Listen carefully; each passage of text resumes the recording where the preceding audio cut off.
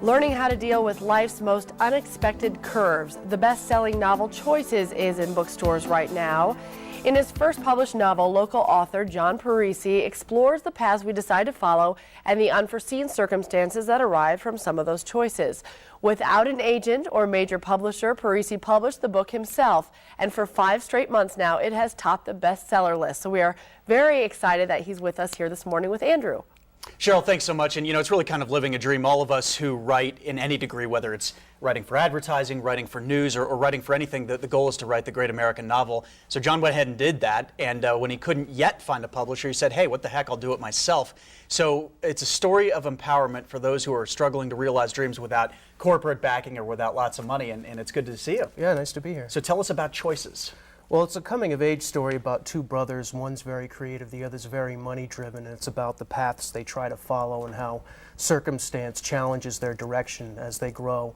And kind of in the middle of their teenage years, they face a major tragedy, and they have to figure out, am I heading in the right direction, or am I going to have to try to find a new one? Now, I understand when they're young, they're on the beach. One of them finds a beautiful seashell. One of them finds a little pocket of change. So that's sort of the symbolism, the seashell being the creativity, the change being the money. Yeah. How does that play out?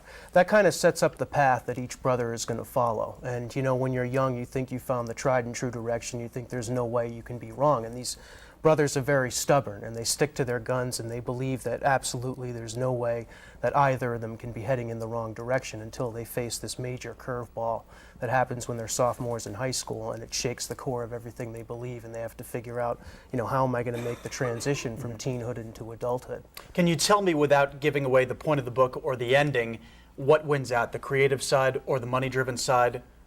Or would that ruin the book, or is it left for the viewer to decide, or the reader to decide? Well, I mean, like life, nothing is ever really etched in stone, so it's not crystal clear in the ending, but I think the major message to the story is we all try to forge our own direction in life, we all make our own choices, and inevitably there's a curveball that comes our way, or several curveballs at once, so it challenges our convictions.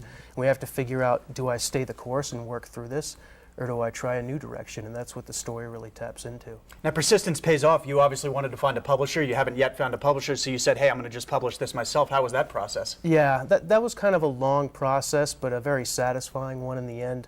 I started out with a manuscript, and I sent it to some agents, and I figured, well, you know, after a few months, this isn't going anywhere, so I'll try to self-publish. And the nice thing is, with my advertising background, I could do all the marketing and the packaging and design work, and with my presentation skills, I was able to build some relationships with Borders general managers and get into stores to do book signings. And at my first book signing, I sold 30 copies, so they said, come on back, and I sold more, and I kept selling the books out, and eventually it branched out to Borders locations all over Colorado. That's great. Well, I hope this appearance helps you sell a few more books, yeah, and I hope that that then translates into a major publisher in the next book, because it's nice to see success stories like this. Thanks for coming in. I just want to let people know, if to get the book, they can go to choicesnovel.com. We've got that linked up to our website. I'll tell you about that right now. If you'd like to purchase a copy of Choices, first thing you can do is you can just go to Borders. You can find it at bookstores all across Colorado.